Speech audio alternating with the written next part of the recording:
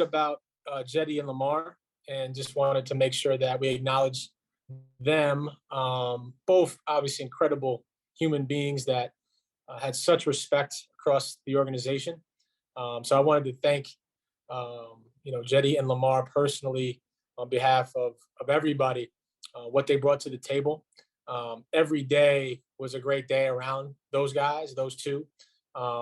Added incredibly to our culture, off the floor, on the floor, our tenacity, and some of the most fun lineups that we had were with some of those guys.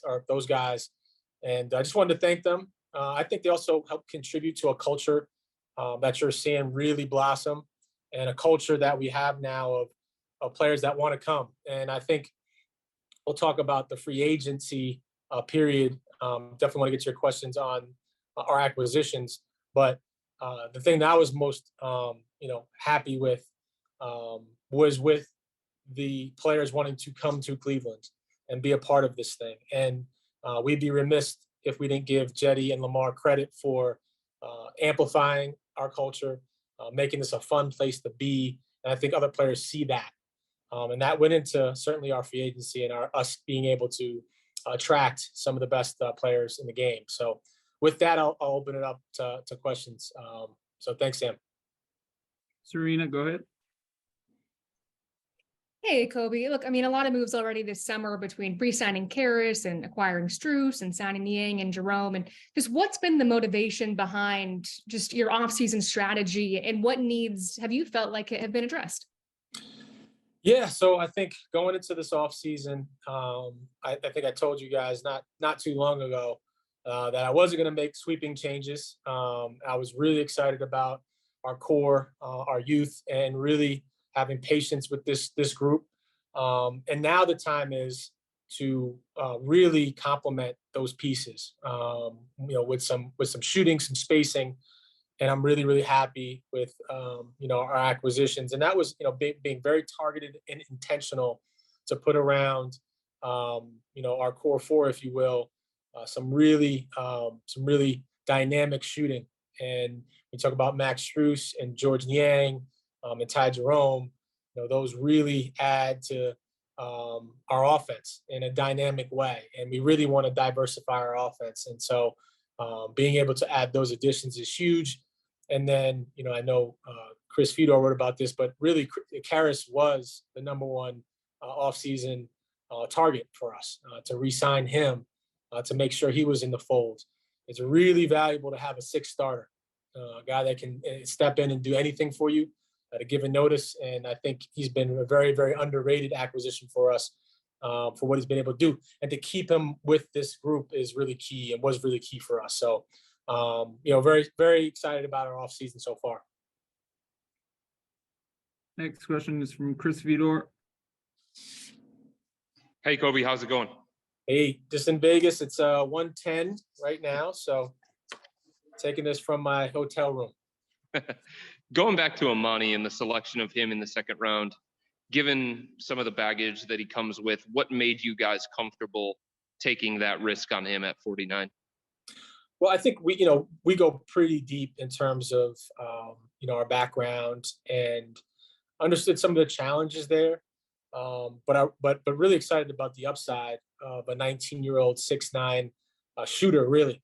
And I think for him, having conversations with him, the last couple of years have been really hard for him, and having that amount of expectation and pressure is hard on anybody.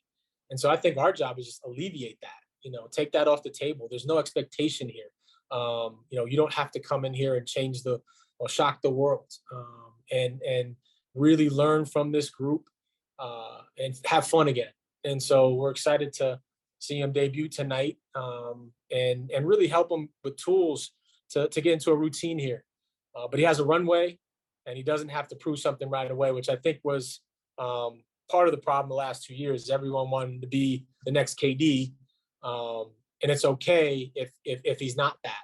If he blossoms into a rotational player down the road that can really help us space the floor and shoot, which I think is one of his best traits, that'd be great. But no expectation for him, and certainly have patience and let him grow. And then Koby, there's been so much conversation about the future of Donovan Mitchell, despite the fact that he is still under contract. Just how concerned are you guys if you put an extension in front of him and he doesn't sign it, that the threat of New York or another team looms? Yeah, listen, all I can go off of is Donovan's actions and his intentions. He's with us in Vegas right now. He's super excited about the future. He'll be at the game tonight. He's been in Cleveland multiple times this offseason already. He's worked out with guys. He's bringing guys with him wherever he is. And all you can go off of are those actions and how genuinely he talks about his experience in Cleveland. And look, he had the best year of his career in year one with us. I think he sees the runway of the players around him and the youth around him. So all I can go off of is his actions and his intentions, and they've been all really genuine. He also helped us out a lot during this free agency period. So he wants this place to be great. He wants to win here. And, in terms of the contract, we'll have those internal discussions and hopefully keep him. But listen, we have to produce and perform as an organization. But I know he's really, really happy here, and he'll tell you that. Next question, Danny Cunningham. Hey, Koby. Obviously, during the free agency period, it doesn't take, you don't have to be too tuned in to realize you guys really targeted shooting, especially with Strus and Niang. But how important was targeting guys that had been part of winning cultures in the past for you guys? Yeah, Dave, I think I'm glad you bring that up because that really went into how intentional we were in terms of just not adding somebody that had a great shooting percentage. We went out and got, so it's funny, Max Strus and George Niang will be Max 1 and then George 3 in terms of playoff experience on our team. 1 and 3 the second they touch the court for the Cavaliers. Donovan's 2. And when you talk about playoff experience, you're talking about some rough playoff series that they've been through with a lot of adversity in the East. Max Strus has been a starter on an Eastern Conference Finals team and then a Finals team in back-to-back years. I don't know what that does for your confidence, but it's really going to infuse some confidence in this group, knowing the wars and battles that those guys have gone through. They got edge, they got toughness, they have physicality. You have to be able to compete at that level, and that's what we're trying to do with this group. And so adding that level of playoff experience with the shooting was really, really exciting for us. I think in terms of what they do, outside of just shooting is, Max creates a dynamic offense for you, a lot of flow, a lot of movement, a lot of gravitational pull where he doesn't even have to touch the ball.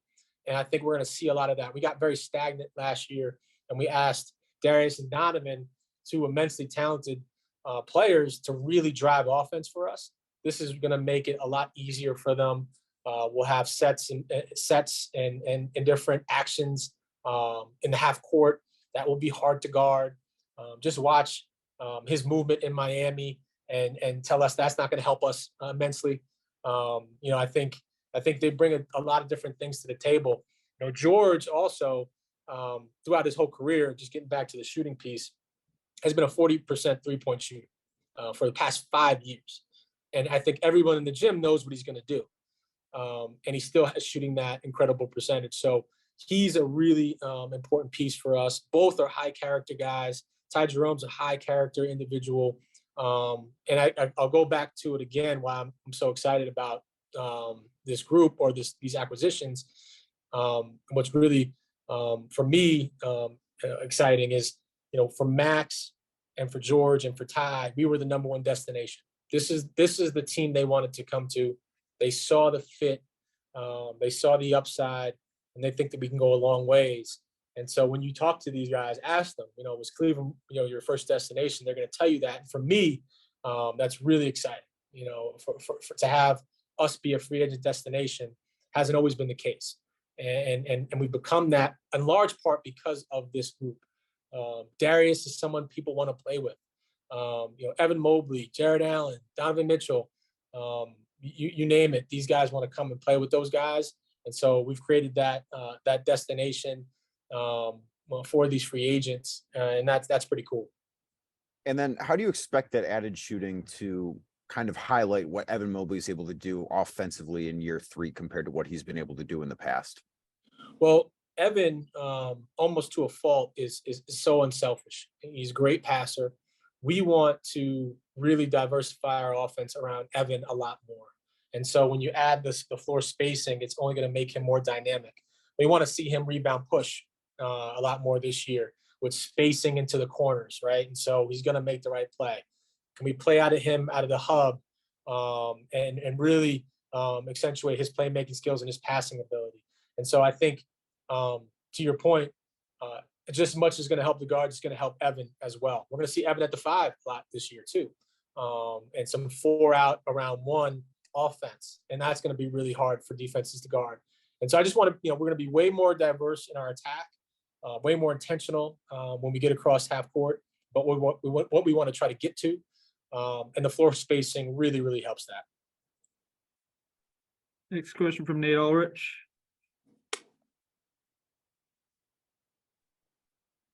Hey, Koby, can you please expound on, how Donovan helped you guys in free agency?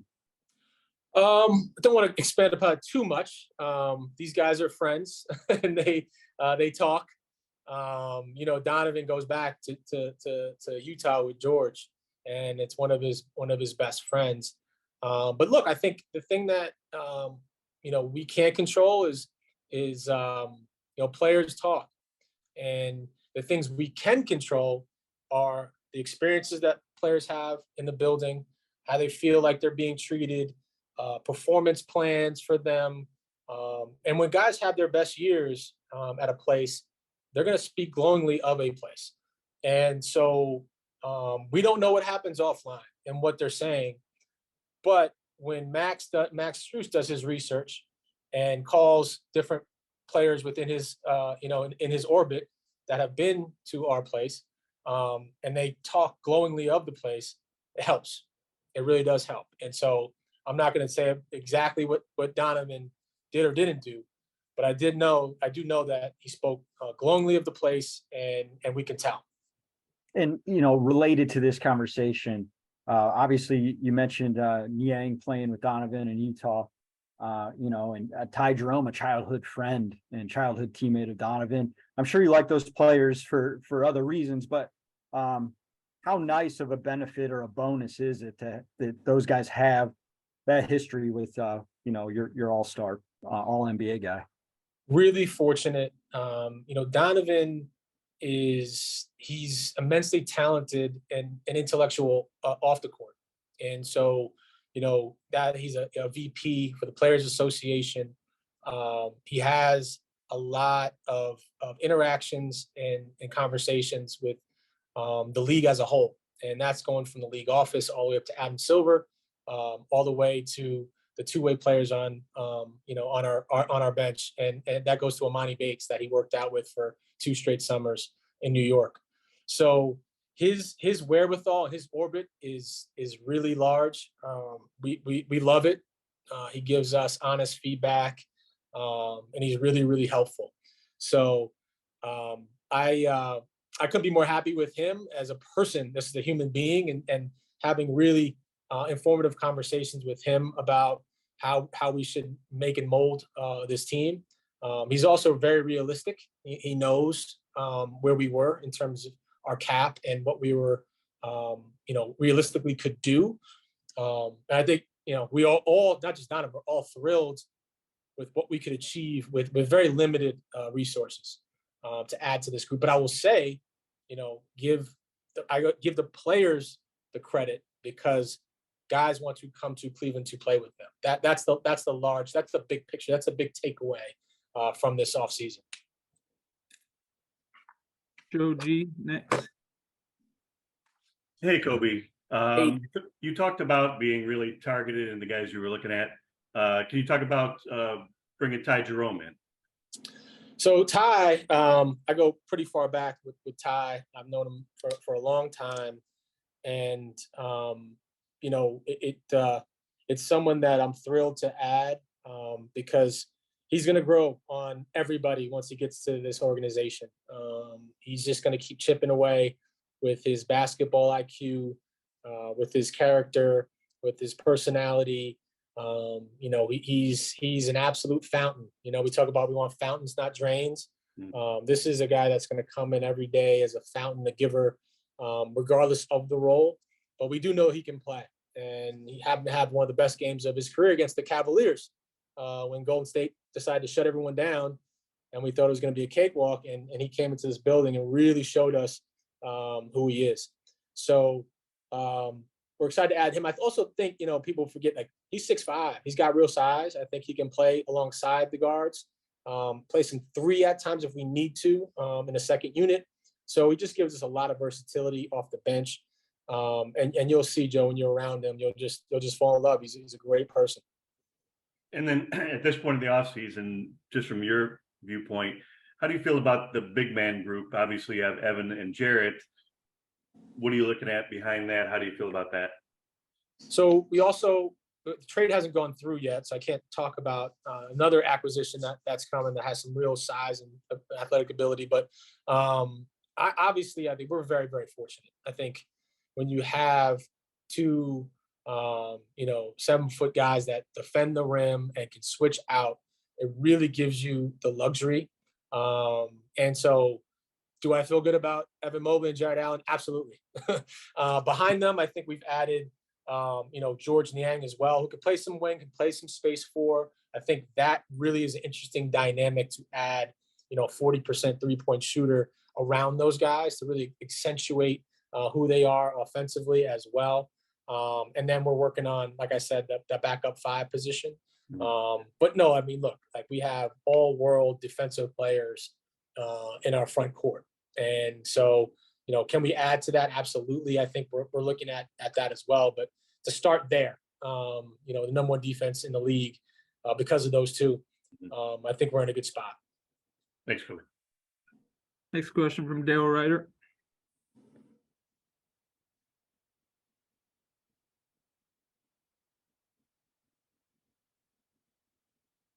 Daryl, I'm curious, what impact did Denver winning the finals have on your overall view of NBA championship team building and where the Cavaliers are currently? First of all, how many Cavalier bobbleheads do we have in the back there? And do we need to amp that up for you? BJ, we got to get him a Donovan, a Darius, who else? Ricky last year. We get you some limited edition. I don't feel like we're represented enough, and that's an awesome backdrop. And I don't think we have enough representation there, Daryl. So work with us. All right. Okay. And we'll get you there. Listen, Darren, I think it's a great question. I think we've always looked at Denver as a model, even before they won the championship, because, was it 5 years ago, after the departure of LeBron, we did different studies around the league about rebuilds and which rebuilds were successful. Obviously, hitting on the draft is the most important part. And that model of, all right, drafting well, developing players, and staying patient was definitely driven from the success of Denver. And to see it happen, in year 8 for Jokic, I'm sure for them is really gratifying. I think it's great for the league. I think we get, I think in this media age, everyone wants something now. And every year there's a big player that could be on the market, and there's a drive to go do that, go gut your roster and go get that player. I think we made our splash last summer with Donovan. Like I said, we were going to make sweeping changes. I don't think we did anything outlandish this offseason. Just smart tactical moves, and Calvin Booth did this year with Denver, really small tactical moves that really helped Denver with KCP signing and Bruce Brown.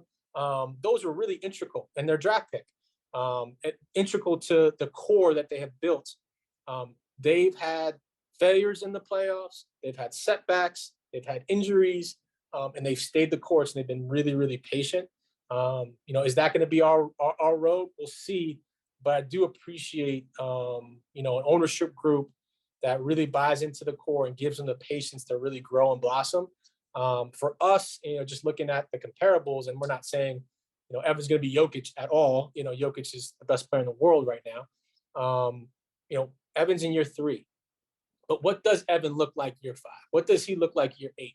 I'm thrilled to find out. We just all have to have the patience to go through, these years and have great years doing it and enjoy the process doing it. And I think Denver's a great model for that.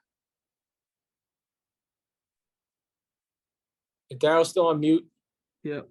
Oh, sorry. You had said after that Knicks series, Koby, that you were not going to make any sweeping changes. So how difficult, because the easy thing would have been to make or try to make another splash. So just how difficult was it to resist that temptation and stay the course with your core belief of sticking with this young group?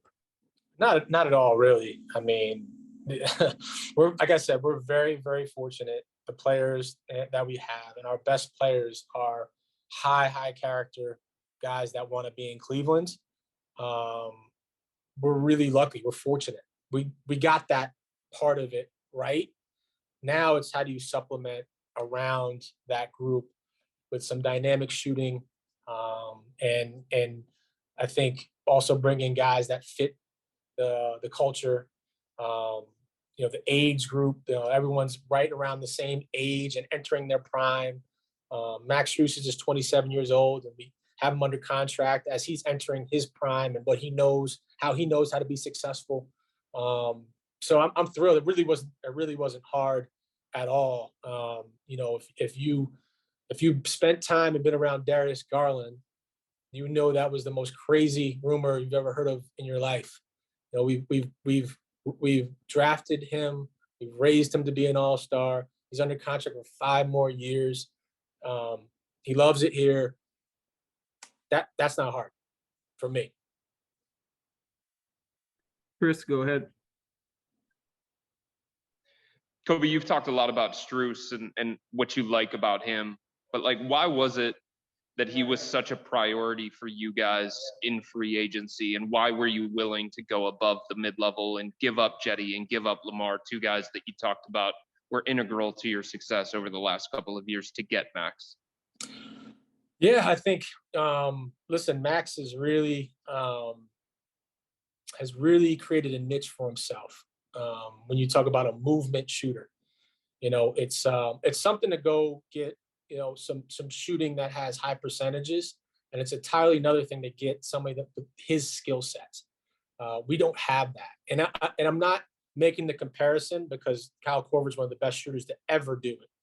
But think back to the days when we had Kyle and that movement and how much stress that put on the defense. You have to game plan for guys like that. There's gravitational pull when they don't even touch the ball. So there's one thing to be spot shooting in the corner. Obviously, we want to get better at that. Him and George are some of the best in the game at the corner shot, which will be open a lot for them.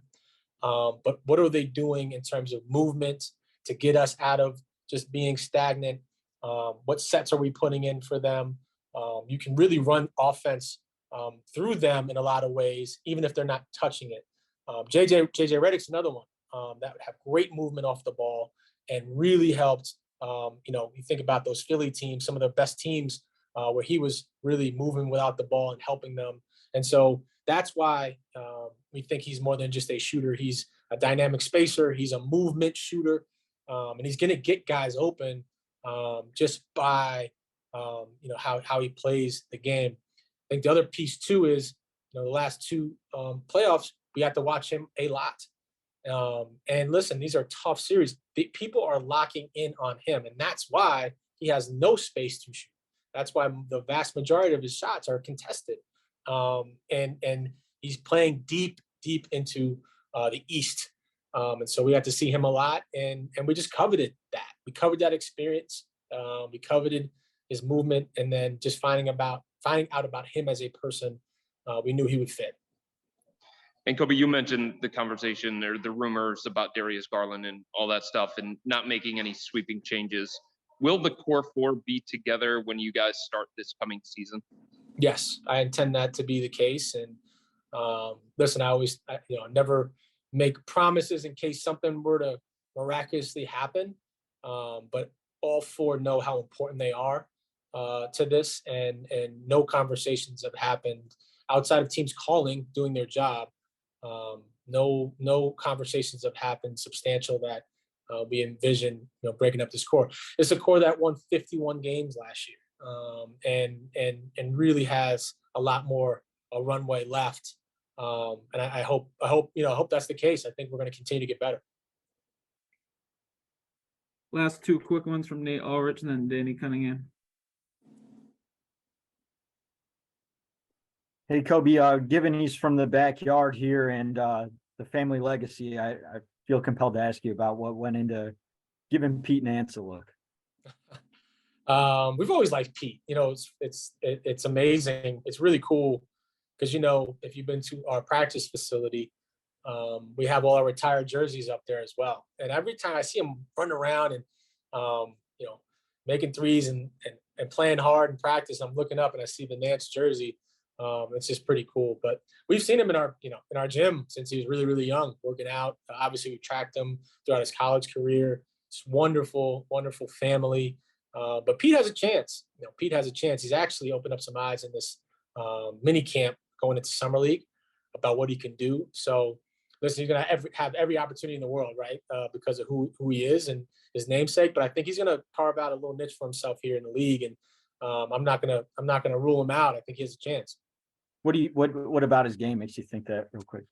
Well, I think his height, his versatility, he plays hard. He can spot shoot. And he has a credible attitude and work ethic that's going to keep growing. He's going to keep getting better. Both were late bloomers. You remember Larry went to Wyoming and only had like 2 Division I scholarship offers. And now he's multiple contracts deep and a really important part to the Pelicans. So I think, Pete, if he's following that trajectory of a late bloomer like his brother, he's only going to continue to get better. We're actually going to end here, Danny, for the sake of time. Sorry. All good. Appreciate you. Sorry, guys. Danny, I apologize. I'll catch up with you guys real quick before we leave. Right, we play at 5:30, and the Spurs play at 6. At 5. Okay, so that's a harder decision. I want to see how many people stick to our game tonight. Okay, that's going to be a real challenge. Cavs Summer League game tonight. All right, don't jump channels on us.